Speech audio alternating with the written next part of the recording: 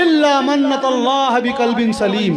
اللہ تعالیٰ فرما رہا ہے اس دن قیامت کے دن نہ تمہاری دولت تمہارے کام آئے گی نہ تمہارے بیٹے تمہارے کام میں آئیں گے. اللہ کی بارگاہ میں صرف صاف دل دیکھا جائے گا.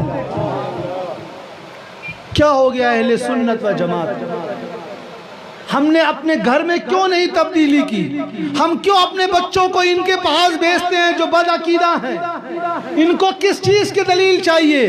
ہم ان کی کتاب سے حوالہ دے دیں مانیں گے؟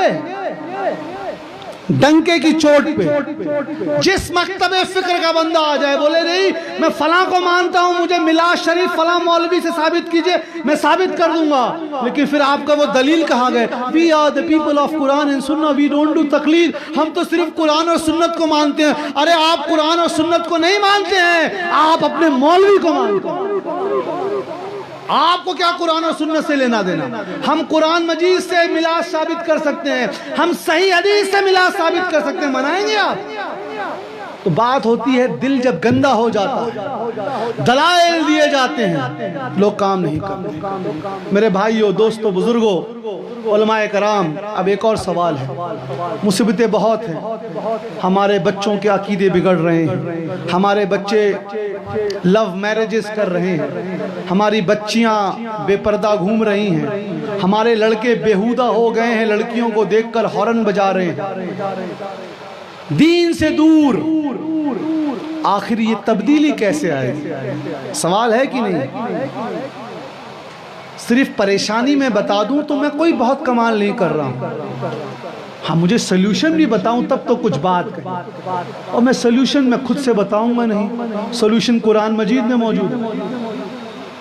اللہ تعالیٰ نے بتا دیا ہے کہ تم ترقی کیسے کرو گے. میں نہیں، فضل اللہ چشتی نہیں کہہ رہا ہے، قرآن مجید میں ہے. اللہ تعالیٰ فرماتا ہے ان اللہ لا یغیر ما بقوم حتی یغیر ما بانفسہم.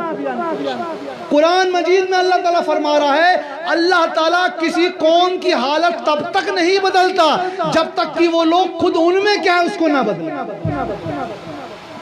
کیوں نہیں اپنے بچوں کو ہم دین کی تعلیم دے رہے ہیں؟ کیا بچہ کر لے گا آپ کا بھائی؟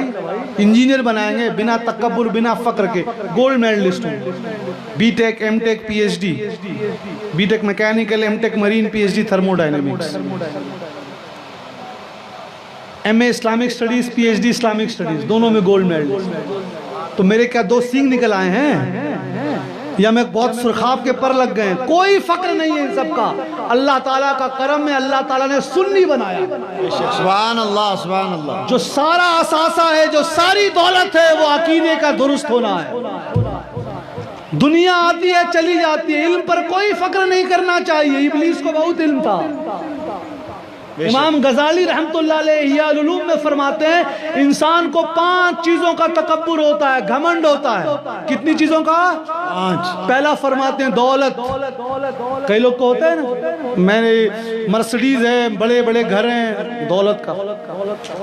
دوسرا فرماتے ہیں طاقت.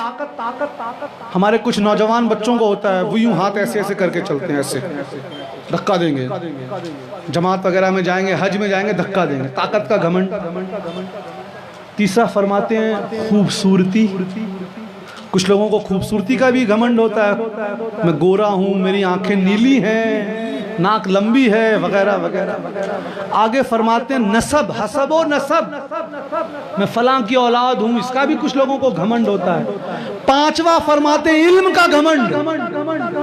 کئی لوگوں کو اپنے علم پر تکبر ہوتا ہے. فرماتے ہیں علم کی وجہ سے جو تکبر آیا اس کا علاج سب سے مشکل ہے، اور جب تک ان 5 تکبر سے آپ پاک نہیں ہوں گے تصوف میں داخل نہیں ہو سکتے. سبحان اللہ. اہل سنت و جماعت میں فقہ بھی ہے، کلام بھی ہے، حدیث بھی ہے، تصوف بھی ہے. ہم نے کبھی وقت لگایا؟ اب میں نوجوانوں کے لیے ایک حدیث شریف بتانا چاہتا ہوں، یاد کر کے جائیں. اور کون سی کتاب؟ بخاری شریف.